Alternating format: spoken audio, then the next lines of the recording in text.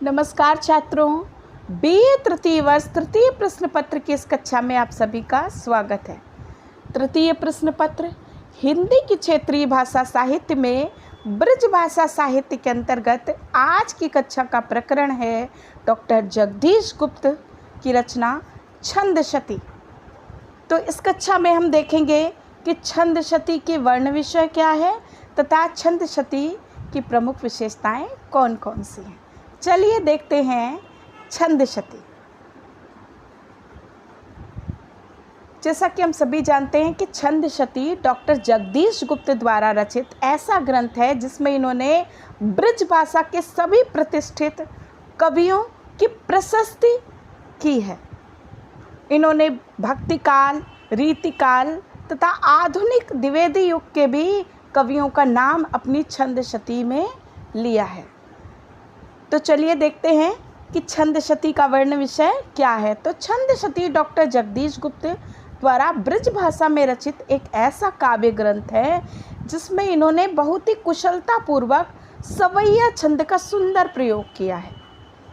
आपने कानपुर प्रवास के दौरान वे पंडित गया प्रसाद शुक्ल सनेही से मिले और उनसे बहुत अधिक प्रभावित हुए और सनेही जी ब्रज भाषा में ही काव्य रचना करते थे। उन्हीं से प्रभावित होकर ही इन्होंने वर्ष 1976 में ब्रज भाषा में छंदशती की रचना की। डॉक्टर गुप्त के इस छंदशती काव्य में 100 से भी अधिक छंद हैं जिन्हें इन्होंने कई उपशीर्षकों में विभाजित किया है, जिनके नाम क्रमशः नैवेद्य, परंपरा स्वीकार, प्रशस्ति तथा आंखें और आंसू आदि हैं। प्रशस्ति के अंतर्गत गुप्त जी ने अंधेरी आंखें, तुलसी भजी राम को राम भय, नर्तित मीरा, चंद हरिश्चंद उपशीर्षकों में क्रमशः सूर, तुलसी, मीरा तथा भारतेंदु बाबू हरिश्चंद की प्रशंसा की है। तो छंदशती की एक अन्य विशेषता ये है कि इन्होंने इसमें छंदों के साथ प्रस्तुत किए गए रचना से संबंधित रेखांकन भी किया है। क्यों? क्योंकि डॉक्टर गुप्त जो है वो कवि के साथ साथ एक सफल चित्रकार भी थे, अतः उन्होंने अपने द्वारा रचित छंदों का चित्रांकन और रेखांकन भी साथ ही साथ किया है, जो कि इस कृति को एक महत्वपूर्ण विशेषता से जोड़ देती है। छंदशती की मुख्य विशेषताओं का विवेचन यदि हम देखें तो निम्न शीर्षकों के अंतर्गत हम कर सकते हैं। सबसे पहली विशेषता है इसमें श्रृंगार वर्णन, दूसरी विशेषता है इसकी प्रशस्ति वर्णन, तीसरी विशेषता है कि ये ब्रज भाषा में रचित है, चौथी विशेषता इसकी है कि इसे सवैया छंदों का प्रयोग करके रचा गया है तथा पांचवी विशेषता इसमें सुंदर अलंकार विधान का प्रयोग कई द्वारा किया गया है। तो चलिए देखते हैं पहली विशेषता श्रृंगार वर्णन। चूँकि डॉक्टर गुप्त की छंदशती श्रृंगारी रचना है तथा संयोग और वियोग के अनेक सुंदर चित्र इसमें देखे जा सकते हैं। आँखें और आंसू खंड में अश्रुपूरित नेत्रों का वर्णन बड़े ही सुंदर और स्वाभाविक ढंग से गुप्त जी द्वारा किया गया है कि किसी नव यौवना को विधाता विरह दुख ना दे, क्योंकि इसके कारण उसकी तरुणाई मुरझा जाती है, उसके मन में जो दुख का प्राबल्य हो जाता है उसके कारण उसकी संपूर्ण कोमलता जो है मुरझा करके रह जाती है।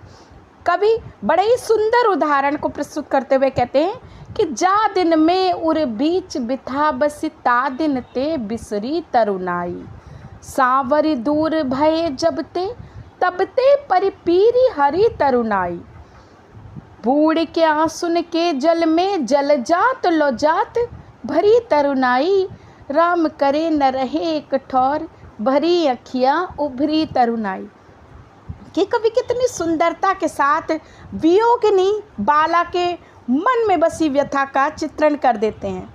वे कहते हैं कि जिस दिन से मेरे सांवरे अर्थात मेरे प्रिय मुझसे दूर चले गए हैं, तब से मेरी ये हरी भरी यौवन से भरी हुई तारुण्य अवस्था अर्थात मेरा यौवन जो है वो पीला पड़ गया अर्थात कुम्हला गया है और आंसुओं के जल में डूब कर मेरी आंखें जलजात अर्थात कमल के समान हो गई हैं। और कवि प्रार्थना करता है कि राम करे हे ईश्वर, इस तरह से हमेशा मेरी आंखों में आंसू ना भरे रहें, ना ही मेरी ये दशा हमेशा इसी तरह बनी रहे। तो बड़े ही सुंदर उदाहरण के साथ वो अपनी बात को रखते दिखाई देते हैं। दूसरी विशेषता है प्रशस्ति वर्णन। तो प्रशस्ति वर्णन शीर्षक के अंतर्गत वे सूर, तुलसी, मीरा तथा भारतेंदु हरिश्चंद्र आदि ब्रज भाषा के महत्वपूर्ण कवियों की प्रशस्तियां करते दिखाई देते हैं। सूरदास जी ने अंधी आंखों से घनश्याम के विलक्षण रूप को देखा था और उसकी प्रशंसा कितनी सुंदर पंक्तियों में की है गुप्त जी ने।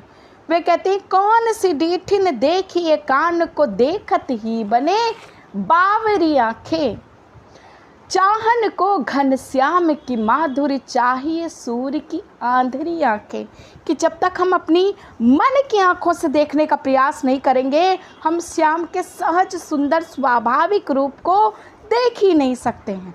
और उनको देखने के लिए, उनके सौंदर्य का अनुभव करने के लिए तो सूर्य की अंधी आंखें ही चाहिए। कितना सुंदर भाव प्रकट किया है।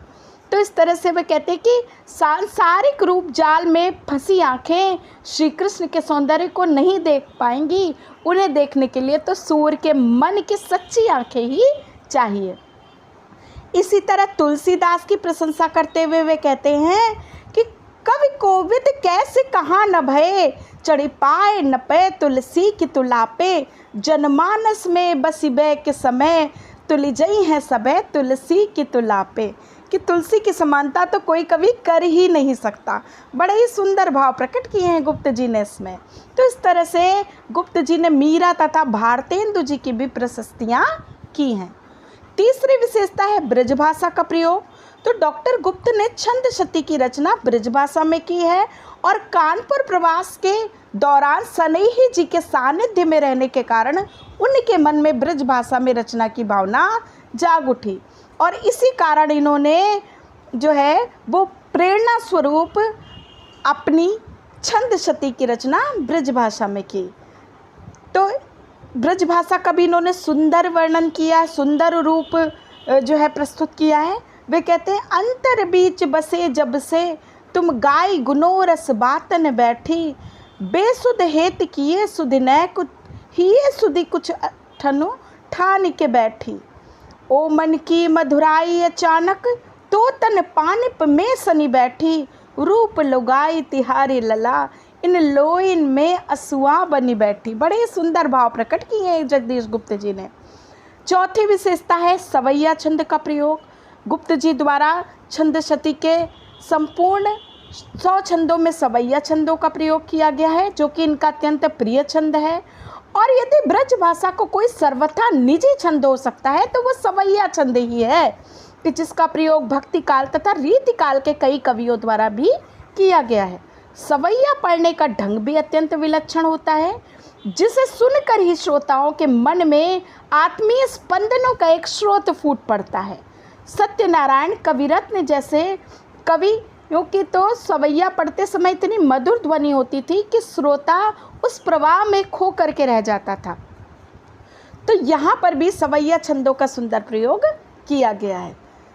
वे कहते हैं, पाहिन बीच सितारे गुहे, पगपात की माले सजाई गरे गई, चंद की कोरे से भाले के ऊपर चुनरिया असुर चाप की छह गई। तो सवैया छंद के अनेक भेद बताए गए हैं, परंतु गुप्त जी ने छंद सती में मत्तगयंद सवैया का ही प्रयोग किया है। अलंकार विधान। तो आपने अद्भुत शिल्प के कारण छंद शती का काव्य वैशिष्ट अद्वितीय बन पड़ा है। बिंब विधान, प्रतीक विधान के साथ साथ अप्रस्तुत विधान की भी सुंदर योजना की गई है। तो अलंकारों के कुछ उदाहरण हम देख सकते हैं कि जैसे देव लो देव बस लसै, तो इस तरह से यमक अलंकार का प्रयोग। सातहु सागर सीप से लागे, उपमा अलंकार का प्रयोग। तुलसी सो विवेक वसुंधरा पाई में रूपक अलंकार आदि का प्रयोग हम सहजता के साथ देख सकते हैं। तो इस तरह से हम देखते हैं कि छंद शती आधुनिक ब्रज भाषा की रचनाओं में एक महत्वपूर्ण स्थान रखती है तथा कवि गुप्त जी द्वारा बड़े ही सुंदर भावों की व्यंजना की गई है तथा संपूर्ण ब्रज भाषा के कवियों की प्रशस्ति का ये बड़ा ही सुंदर उदाहरण बनकर के सामने आता है। धन्यवाद।